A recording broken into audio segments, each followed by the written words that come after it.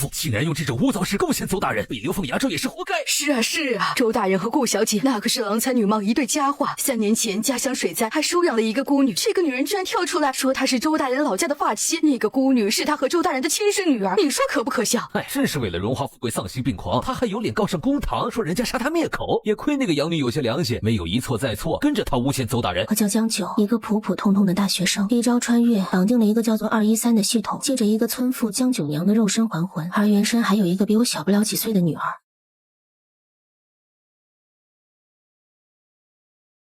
这就是原身九娘要我保护的人吗？可你没告诉我说，她会被这个用命呵护的亲生女儿背刺啊！周宁是这个小世界中的恶毒女配，母亲被父亲害死后，她随父亲去了京城，同样是女儿。周宁长期生活在周熙的对比下，内心早已扭曲。傅家老太太看中了周宁的八字，定下她为傅家长孙媳。周宁也把未婚夫傅寒举视为此生的救赎与寄托。不过因为今日之事招惹了是非，傅家后面会改与周熙定下婚约。周宁因为嫉恨癫狂重伤周熙名声，被打断腿赶出相府，最后被几个小混混凌辱而死。所以哪怕到了如今这地步，九娘的心愿还是没变吗？宿主，咱九娘的诉求依旧是改变女儿周宁的既定命运线，别再成为周熙人生的陪衬。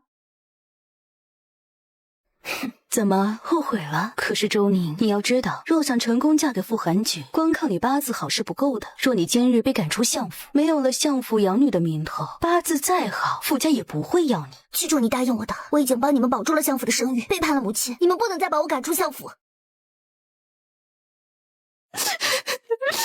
我们怎么这么命苦啊？听说崖州属于三不管地带，往后我们是生是死都无人问津。我可听说崖州土匪盘踞，要么只能被他们奴役折磨而死，女子则更惨了。江九娘，你挑一个吧。这是什么？毒酒还是匕首？你挑一个。邹大人吩咐了，此去崖州鱼龙混杂，你与他夫妻一场，也算是给你一个解脱。毕竟女子真情还是挺重要的。劳烦转告你的邹大人，脑子有病就去治！抛妻弃女、买凶杀人的畜生，有什么资格给我谈贞洁？还要我为他守节的？哎，你是禁酒不吃吃罚酒是吧？既然你自己都不想守节，与其便宜了崖州那帮土匪，倒不如便宜我们这些军爷，你说对吧？说的没错，说的没错。这小娘子如花似玉，嫩得像根葱，那军爷我们可就不客气了。好啊，想死的你们尽管来试试。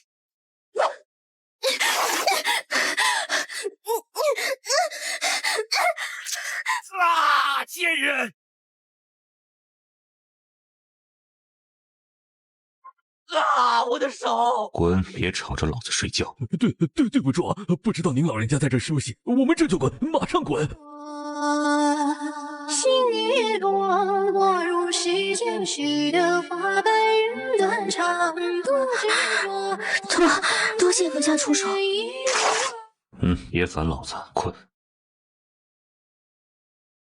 九娘，你怎么样？那些人可有伤到你？我没事，只是刚刚那个人，他帮了我一把，得罪了这些官兵，他们背后可是邹衍，也不知道。这个你就不用担心了。虽然大家同样是被贬崖州，不过他和我们这些人是不一样的。他叫贺云亭，因战事失利被抄家流放，他被发配崖州，可是他外祖家绝未世袭，哪怕置于此境，旁人也奈何不了他。贺云亭。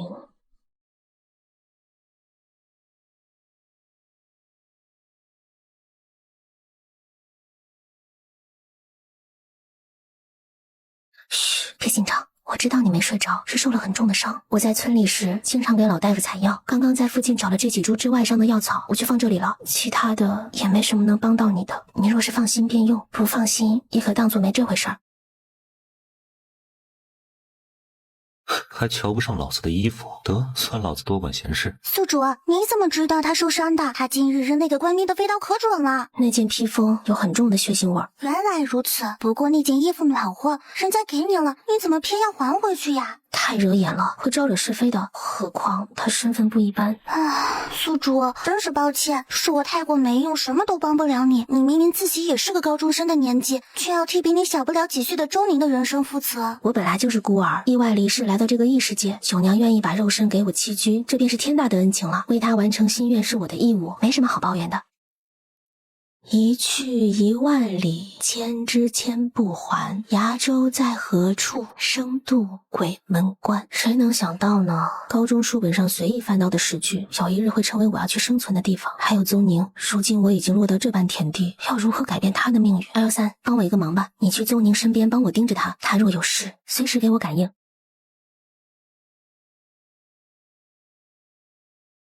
大小姐，傅家的人已经上门了，说是商量提亲的事情，还不快去请？宁小姐不好了，大事不好了！怎么了？慢点说。傅家来提亲了，但是他们反悔了与你的亲事，要娶的人是西小姐。你说什么？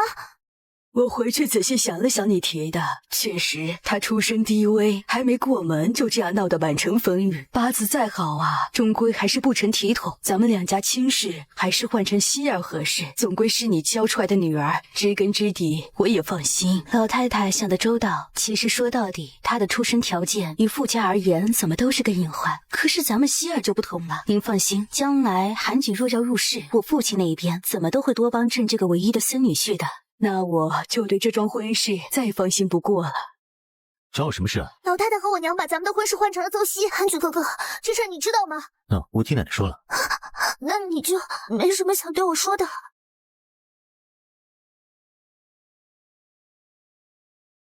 邹宁，说实话，你让我很失望。在成亲前，我已经再三叮嘱过我傅家最久就是名声有损，如今闹成这样的局面，都是你咎由自取。我咎由自取？韩举哥哥，那你呢？在我被诬陷偷簪子，快被赶出丞相府的时候，你有出面过为我解释吗？那是你送给我的礼物，你为什么就不肯站出来帮我说说话呢？你说的这叫什么话呀？这都是后宅的事情，我又是个男子，你我还未成亲，怎么好去插手？那抛去这桩亲事婚约外，你爱我吗？还是其实你根本就不在意局势？只要家里满意，你怎么都可以。你明知道我的生活就是在一塌糊涂里挣扎，稍微不小心那点体面就会摇摇欲坠，累积你最在意的名声。那你当初为何要招惹我？我对不起，邹宁，如果因为我的不经意给你造成那么多困扰，我向你道歉。不过既然这桩婚事让你这么痛苦，那从今以后也算是给你一个解脱吧。邹宁，我没什么好怪你的，今日一切选择是你自己做出来的，将来的后果你也要自己担着。解脱，一个轻飘飘的解脱。傅安曲，你知道我为了你失去的是什么吗？你不觉得对我太过残忍了吗？快走快走！大当家的吩咐了，刚才朝廷又发配了一批留人到咱们这儿，赶紧去领人去。对，老子可是想讨个婆娘很久了，不知道这次来的这批里面有什么好的货色没有？都给老子站好了，男的左边，女的右边，你们几个去搜搜他们身上。是大当家的，没听见吗？还不快给老子把衣服脱了！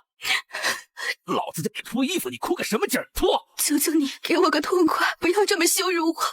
真可怜。听说他落难前也曾是风光无两的翰林千金，哪里受过这种屈辱？翰林千金是吗？来了崖州，就算你是父皇也得给爷巴掌。住手！又是一个不知好歹的，你又是什么货色，敢拦着爷做事？谁敢上前一步，我让他裤裆底下那玩意儿也跟着地板一个下场。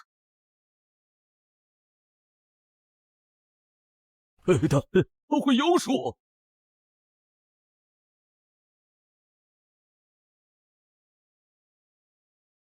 倒是挺聪明，经过上次还知道改用自己趁手的工具防身，只是没想到这崖州的皇室还有这样大的妙用，说是用在战场上。哟，这届新人倒是脾气不小啊，还以为在这崖州是他们能呼上喝下的地儿。狗儿，去教教他们规矩。大当家误会了，在下绝对没有与大当家作对的意思。那你倒是说说，你是什么意思？大当家的，妖娘这种年轻的小姑娘，未落难时，在家中连外男都不曾见过，若想杀了我们，您直接给一刀便是，大家无恩无仇的，倒还感念您能给个痛快。行啊，是个会看眼色说漂亮话的。你是哪里人？所犯何事被流放至此？农夫江九，宜州人士，所犯事由构陷朝廷命官。这个罪名，若是个胆小的，还真不能犯。那我就给你个面子，这寨子里多的是光棍小伙子，一人挑一个嫁了，我就当你们没有儿媳；不然，我就当你们是来给我的狗加个菜的。你看怎么样？是不是要么脱衣服，要么死，要么嫁给寨子的人，只能3选1？没错，你们自己选吧。那我选择嫁给你。他原来是看上大哥了，万年铁树要开花了。你说什么？你自己说的，随我选。我宋妖娘选你，有什么问题吗？另外，那边囚车上靠着的那位是我的大哥，我身旁站着的这位是我的大嫂。照你的规矩，我嫁给你，大哥大嫂就跟你也是一家人，你不得为难他们。什么？我和他？你想好了，不后悔？对，我送妖娘嫁给你，绝不后悔。那小娘居然要嫁给咱们大当家！是啊是啊，你说说，上一个嫁给大当家的，听说在新婚之夜就被吓傻了，第二天哭着嚷着都要走，自个儿跑路从山崖上摔下去，骨头都碎成了渣。妖娘，你都听见了外面的话，真的想好了要嫁给他吗？姐姐，其实我们根本没有选择的余地，不是吗？选择最有权势的那个，那么至少我还能庇护你。老子可没说要你庇护。贺公子，是我冒昧做主了。不过你来崖州，想必不是表面流放那么简单吧？委任你这个兄长，日后你行事就可便利几分，而且还不需要自己筹谋，就先一步接近了荣雀。我就问你，这个人情你领还是不领？接近荣雀，你都知道些什么？你深得陛下信任，也无什么大过。突然被流放，必定有隐情。我承诺你，将来力之所及，助你一臂之力。作为交换，希望你答应我一个条件。什么条件？若有一日你大事得成，帮我九姐姐洗杀冤屈。这段时间委屈你们以夫妻之名相称，别让荣雀发现什么端倪。你是为了帮我？妖娘，我们素未平生，你到底是为什么？咱们也算是患难之交，可那一日你被官兵羞辱欺负，我却不敢站出去帮你些什么。可昨日你却第一个冲在了我前面，九姐姐，这份情我永远都记得。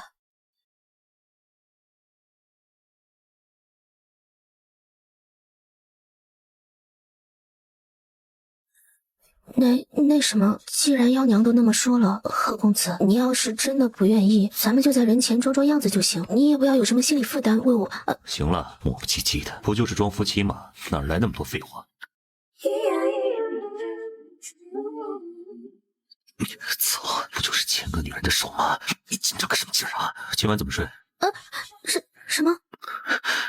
女人都这么软乎的吗？你捏我做什么？你快放开！嘘，周围有人看着呢，咱们做做样子。夫人，小妹嫁给大当家没什么不好，大当家是个真男人，会好好待她的，别不舍了。相公说的是。太子殿下，您这般千里迢迢过来，太危险了。姑也是关心你，听说你来崖州路上就遇刺了，怎么样？可严重？父皇让你不远千里流放崖州，打探荣雀的虚实，可有什么好消息？伤势已经痊愈了，多谢殿下挂念。这荣雀不是一般的土匪，他这些年架空了崖州的朝廷，自己做主，其实是当年旱灾，当地官僚贪污腐败，饿死了不少人。这些年倒是荣雀组织着百姓开垦荒地，让大家勉强吃上一口饭。官僚贪腐，姑记得当初负责崖州赈灾的是顾丞相。行，此时姑会向父皇如实汇禀。你在这边万事多加小心，记住了，一定要争取招安荣雀。他若归顺朝廷，组成一支援军，咱们抗击虞国会更有把握。这么晚了，他应该睡熟了吧？我和他无缘无故，突然送一支出差，会不会太突兀了？算了，明日再送。你回来了，我担心你赶路急没有吃饭，给你煮了一碗面，我不小心睡着了，都坨了。没关系，我就喜欢吃坨了的。你慢点儿，没人和你抢。我在你的枕头底下放了上药，你今儿个磕破皮了，记得涂上。明天就在家休息吧，剩下的我去做。不用吧，你一个女孩子家在家就行。种地这种事哪里合适啊？今儿个白天咱们去地里劳作的时候，我就看出来了，你根本不会种地。你胡说，我只是不太熟悉。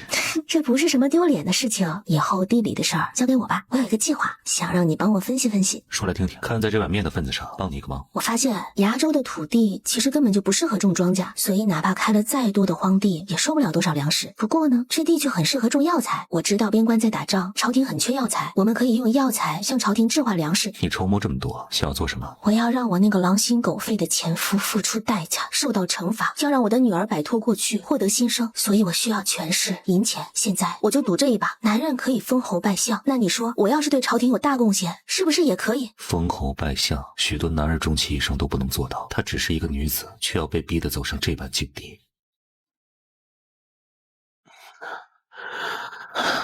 没有想到，纵横沙场那么多年没睡过一个好觉，倒是与他相处这短短几日，每天都有好眠。饭菜热着呢，你起床可以吃，我出去一趟。看来也是个急性子。其实要扳倒丞相，对我而言好像也不是很难。当年崖州的事，那些证据呈上去不过是时间问题。至于多了一个女儿，好像也不是出不起嫁妆。操，老子活着了，居然连给他女儿出嫁妆都开始考虑了。要命啊要命！贺云亭，你小子迟早会栽在他手上。贺大哥，贺大哥，你快去看看吧，你家娘子采药好像摔到崖下去了。你说什么？将酒，将酒！我在这里，我在这儿。今早我去找妖娘了，我从她那知道，荣雀其实很为这亚洲百姓的生计发愁，让大家种粮食根本就没有出路。我把我的想法给荣雀说了，被她丢了出来，摔到了山下。估计这个办法还是天真了一些，我得再盘算盘算，让它更具有实施性。为什么愿意告诉我这些？不知道，可能在你的背上，我有一种安全感吧。我们算是朋友了，是吗？闲云弄巧，飞行船痕，银汉迢迢。老大，这嫂子气还没消吗？很有脸说，狗东西！老子让你们把人丢出去，没让你们丢山崖下去。老大，我们也只是想给他一个教训。再说那崖也不高，我们回头也让人去告诉他相公去救了。你嫂子对他有多看重，你们心里没数吗？成事不足，败事有余的东西，滚！切，真以为老子没你不行啊？你说是不是太娇惯他了？都敢骑到老子头上来了，老子怎么到他面前就这么怂呢？哎，你也是个不懂女人的蠢货，这么多年连只母老虎都找不到。罢了罢了，今晚先喂喂蚊子，明儿个再去哄她。操，谁敢偷袭老子？只让你也来尝尝在下面吹风的滋味，算是便宜你了。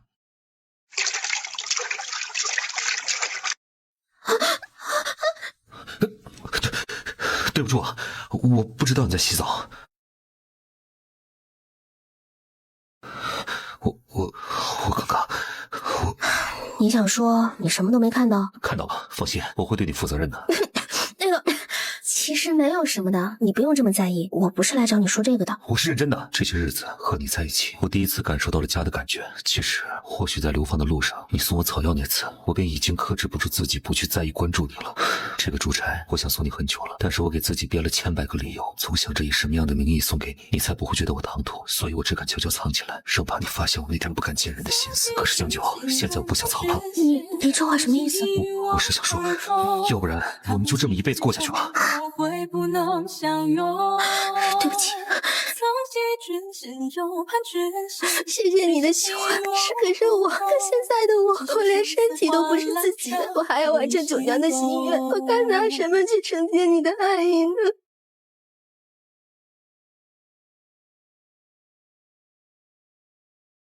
真没想到姐姐你这么能干，自己开荒种了这么多草药。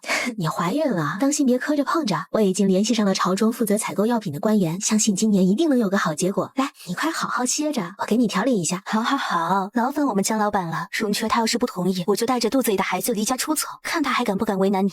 你啊，这就叫做恃宠而骄。不过如今看着你和他这样好，心里面也宽慰许多。姐姐，你和贺云婷到底是发展到哪一步了？听说这段时间你恨不得住在地里，时时刻刻避着他。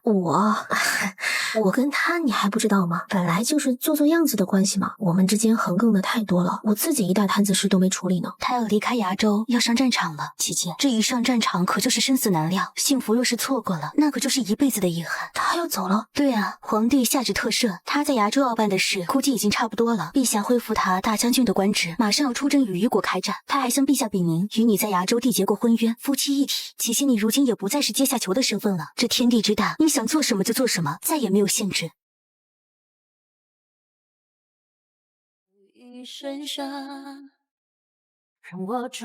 真可惜，最后还是没能将你送出去。也罢，也许这辈子不再会有这个机会了，那就当给他留下一个念想吧。如果他还愿意记得我这个过客的话，离别的话还是当面说比较好吧。你不是不愿再见到我吗？对不起，我后悔了，贺云婷，你愿意给我3年的时间吗？好，3年，那就一言为定。所以贺云婷，请你一定要一而再，再而三，千次万次的保证自己活着。珠花我拿着，3年之后，你若还愿意娶，我便嫁给你。有心与君相逢，刻在心上。果然啊，一条养不熟的白眼狼，还好没让他得逞，不然顾家和傅家的这桩婚事就毁了。是啊，人家傅公子与周熙小姐情投意合，他偷鸡不成蚀把米，这下好了吧？不仅腿被打断了，丞相府也不留他了。阿宁，你太让我失望，从前你不是这样的，你怎么可以用这么卑劣的手段陷害希儿呢？周宁，我们相府与你的情谊已经到此为止了，居然连陷害周熙明姐这样的事情都做得出来，你滚吧！陷害？我不过是将事实抖落出来，怎么就是陷害了？是我逼着他给太子送定亲信物的吗？他一边与傅家定亲，一边与太子纠缠，事情败露就哭鼻子装可怜。说到陷害，从前说我偷他的簪子，后来他自己找到了证明不是我偷的，你们有站出来给我道过歉吗？够够了，阿年，你如今已经变得这样疯狂了，从前的无心之过也值得你拿出来清算吗？像是什么样的人，我比你更清楚。韩剧哥哥，我真的没有做对不起你的事，从前的事情那都是误会，我不知道您姐姐居然因为那些误会，如今还记恨在心，想要毁了我。希儿别怕，我会为你做主的啊。好一个郎有情妾有意，傅寒菊，你不是最重规矩吗？你不是说这些后宅的事情你是不愿意插手的吗？原来你不是没有心，也会有规矩里以外的偏爱和袒护，只是这些你从未给过我，不爱我就别招惹我呀！为什么你们要这么残忍的对我？简直是个疯子！来人，把他给我拖走！他要哭要闹随便，别让他在我丞相府门口丢人现眼。不要你们动手，我会带走他，还能动吗？我若背你离开这儿，你可愿意？想清楚了，离开了这儿，你便只是邹宁，没有那些锦衣玉食、荣华富贵，只是最开始一无所有的邹宁。又是你！来人，给我把他抓起来！江九娘私自逃出流放地，可是要杀头的，这次谁也救不了你。还愣着干嘛？把他拿下！我已得到了赦免文书，你们谁敢动我？邹大人，顾小姐，今日我来只为了带走邹宁，你们相府竟然把他赶了出来，我接他离开，你们有什么理由阻拦？周宁，你可要想好了，做伪证是知法犯法，是要被充军的。你确定要和这个女人离开吗？你们既然赶他出去，并不代表他不能跟别人走吧？至于那个人是他的亲人还是仇人，这跟你们有关系吗？我也没说过是要以母亲的身份带走他吧？她是我母亲，从前是我狼心狗肺，为了荣华富贵，为了嫁给一个不值得的男人，帮助邹衍那个杀人凶手隐瞒真相。她是我的母亲，哪有人比我更清楚这一点？哇，好一个狼心狗肺的白眼狼，居然为了荣华富贵不认亲娘，还害得亲娘被流放受苦。哎，你们说说，那当年这个农妇控告周大人的事，会不会也是真的？那个周大人难道真的是他的父亲啊？邹宁，当年你背叛亲生母亲，我们被你蒙在鼓里，不知道那女人和你居然还有这样的关系。今天你记恨我们，是不是又要倒转过来给我们泼脏水了？诸位，这个女子心肠恶毒，见利忘义，她的话如何可信？邹大人，你确定邹宁真的不是你的女儿？那你敢当众白纸黑字的写下一封声明，按下手印吗？有何不敢？来人，取来纸笔。邹宁，收下这份声明，你和这个女人最好好自为之。再敢传出什么风言风语，相信天下人都只会把你们当笑话而已。那我就放心了。你们动手吧。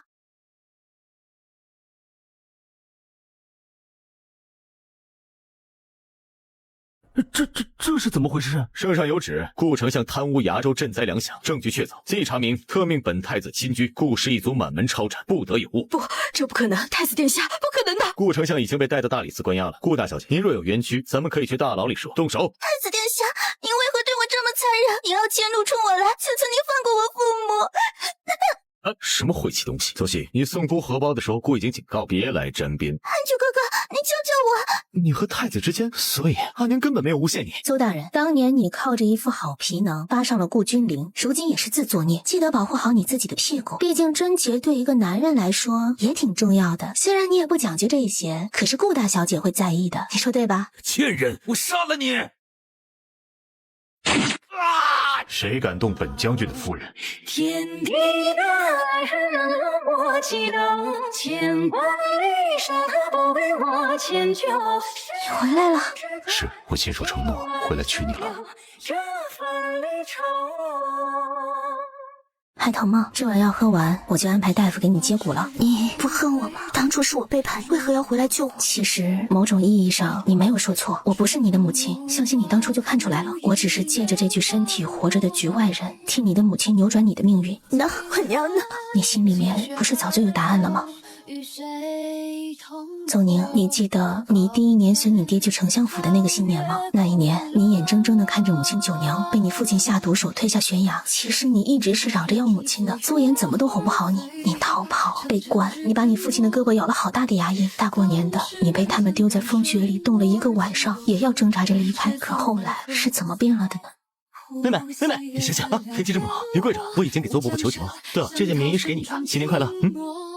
是因为傅寒菊，因为那可笑的一见倾心，我开始变得温室乖巧。因为他们说，只有这样才能和他在一起，才能再见到他。那是娘亲不在以后，第一次有人送我东西。那个冬天很冷很冷，可那件衣服很温暖。可是你不知道，那个新年，你娘就在与你一墙之隔的地方苦苦的哀求，才终于央求到那个富贵小公子，让他替自己把那件亲手做的棉衣送到你的手里。再后来，他就在那片雪地里面悄无声息凄的死去了。他因为太过担心你，魂魄久久萦绕，不肯离去。